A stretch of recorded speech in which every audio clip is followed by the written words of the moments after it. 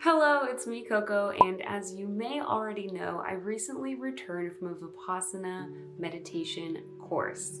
That's right, I did it in the pandemic, and in this video, I want to tell you about what is Vipassana and how we did it during the pandemic. First of all, I want to say I am not a Vipassana teacher, I'm just a student with a little bit of experience and a lot of opinions, so that's kind of where I'm coming from. So here we go. First of all, what is Vipassana? Vipassana means concentration on the body and the senses, which leads to insight.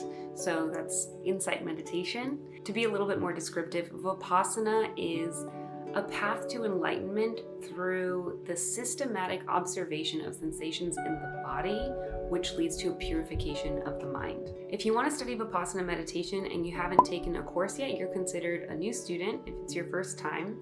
And new students always start off with a 10-day course. During that course, you learn 3 different kinds of meditation. One is Anapana. It's focusing your attention to, the nose, and this helps calm the mind and really narrow your focus.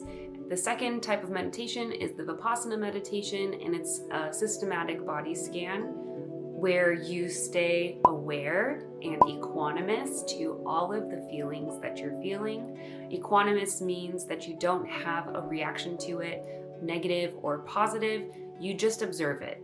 You just observe. And the third type of meditation is metta meditation, where you send loving kindness, goodwill, and compassion to yourself and to any other kind of being in the universe. That's the 10-day course in a nutshell, but to be honest, it is really something to be experienced firsthand. They say that you can describe it to somebody, but for them to really understand, you have to experience it. And I think that's definitely true because there's a lot about the Vipassana course that's like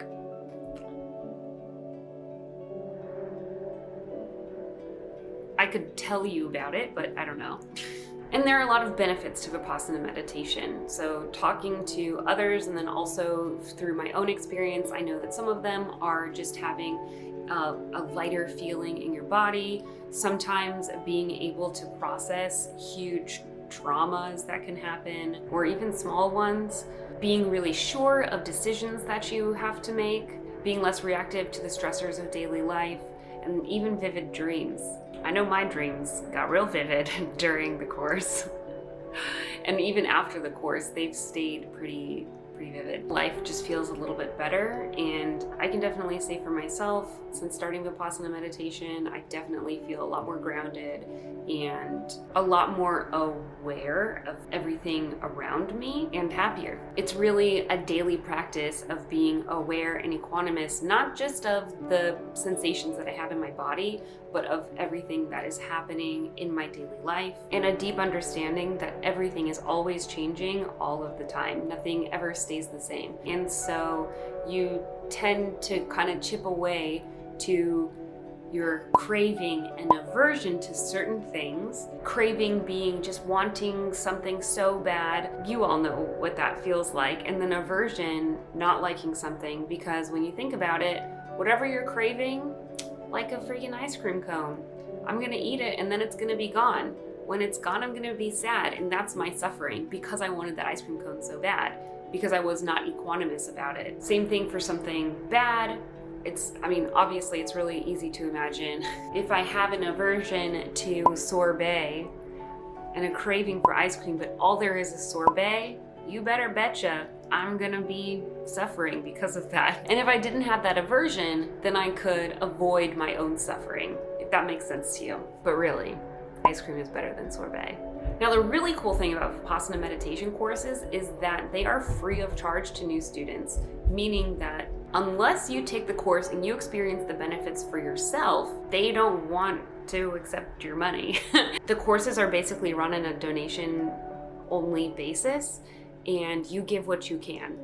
Even if that means not giving any money, you can go and give service, which I did, and that was one of the best experiences of my whole life. If you want to hear more about that, let me know in the comments below if you have any specific questions. But yeah, you can find a Vipassana meditation course on the website dhamma.org, and I know a lot of you are watching from outside the US, and good news, these courses are literally all over the globe. So definitely go to the website and see if there are any near you. These courses are awesome, and I'm pretty sure that most people who finish a course have a list of people in their life that they want to also take a course. It's just so good like that. And if you're watching this and there's like a little part of you that thinks that you want to do this course, like please go and do it. It will be one of the best things that you do in your life. Just saying. But when the coronavirus hit, like almost every other place, naturally they had to close. And I was really sad about this because when the Dhamma centers close, Dhamma, we call it the Dhamma center. Dhamma is, I think it's the Pali word for Dharma, which is like the teachings about the meditation. Anyway, so we call it the Dhamma Center, but when the Dhamma Center is closed, then other people can't take the courses, and I was pretty sad about that. It's like one of the many casualties. No. One of the many things that we have lost due to the virus. But after careful consideration, a lot of consideration actually by the people who are working at the Dhamma Center, they found out some ways to be able to carry on doing courses. So, all right, there's a lot of restrictions now if you want to do a course. They opened it up so that people can do it now, but there are restrictions. So if you want to know what those restrictions were, keep watching. Precautions start before you even go to the center.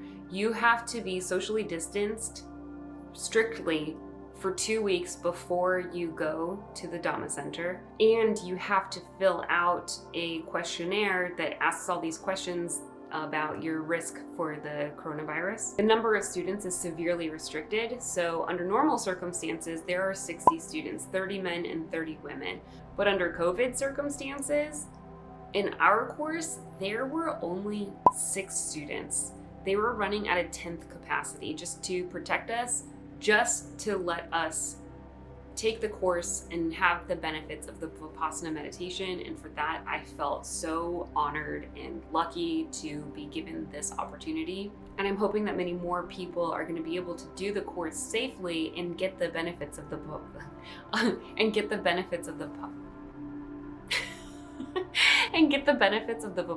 course. And then the other thing that happens before you even get to the meditation course grounds is that you have to take your own personal transportation. You can't arrive by public transportation, no buses, no planes, no trains. You should just come with your own personal vehicle. Unfortunately, that is going to limit the number of people who are going to be able to take a course because a lot of people don't have their own car to go. But I think that down the road, people who need to take public transportation or mass transportation to get to a Vipassana meditation course will have an opportunity to do it down the line. So just hold out for that. And then when you get to the meditation center, you do the questionnaire again to make sure that you have done all the things that lower your risk for the coronavirus. You have a temperature check, and then they have a whole second orientation in addition to the original orientation, to let you know what all of the new coronavirus procedures are, including PPE and social distancing within the course and all of that. I think everybody has their own room, and almost everybody has their own bathroom. This was one of the reasons why the number of students at each course has to be so low, because they wanted to make sure that the students don't ever really need to pass each other in the hallways. Throughout the course, you're expected to wear your mask pretty much at all times when you're not meditating or in your own personal bedroom. There are other times, like during exercise time, when there's literally nobody around, where it's okay to wear a mask, especially when we were getting food and we were more likely to be passing other people. We always had to wear our mask. And then the other thing that was really different was getting food in the dining room. Usually all the food is in your dining room all laid out, and you scoop whatever you want for yourself. And then there's this whole condiment station where you have all the condiments and you can do it as you like. Under COVID restrictions, we actually were served our food in the kitchen, food line style. And during the Vipassana course, there's no talking or touching or anything like that. And actually even barely any eye contact. So basically just kind of like looking at the food, you say this, we figure out a way to communicate without all of those things, and you get all of your food that way. If I wanted to go to the condiment station, I have to wear gloves after sanitizing or washing my hands. So they try to keep it so that nobody's touching anything, like with their bare skin. The dining room restrictions actually ended up being a good thing for me because I tend to eat a lot on these courses because the food is really good. And when I had to ask, if I have to ask for seconds, that's kind of like a barrier to entry for me, and I ended up eating just the right amount on most days. If you want to hear more about the food and stuff, put it in the comments below. I was thinking about making a what I eat in a day and a meditation course video. If you're interested in that, I can do a little recreation, so just let me know. A couple other things that I wanted to mention is the space in the meditation hall. It was just like really spaced out. Usually with 60 students, we're like, I don't want to say we're packed into the meditation course, but like there's a student in arm's length here, there's a student in arm's length here, there's a student in arm's length here, and then back, right? Like we're all pretty close. But under these circumstances, we were all at least 6 feet apart. If not, it was, I don't know, it felt more like 8 to 10 feet apart to meditate. And yeah, there was a lot of open space. Now, like, how did that all go? Well, one thing that drives me crazy is when people cough in the meditation hall while we are meditating. I do not like it. This is a personal preference. I don't like it because when people cough when you're meditating, you are so sensitive to anything in the environment. If somebody coughs, it feels like I can feel it like reverberating in my body, you know, like I can feel all the little nerves in my skin in the direction of that person, like reacting to that cough. It's like physically uncomfortable. And I think those of you who have taken a course know what I'm talking about. And another reason why coughs in the meditation hall are problematic is because coughs are like contagious, not sick-wise, but just mentally. So when one person coughs, another person's like, oh, I need to cough, and then they cough, and then it sends like a ripple of coughs, and you can't really meditate, like you can't really concentrate under those circumstances. So with fewer people and with a kind of collective fear around symptoms of the coronavirus, which include coughing, there was far less coughing, and that was great.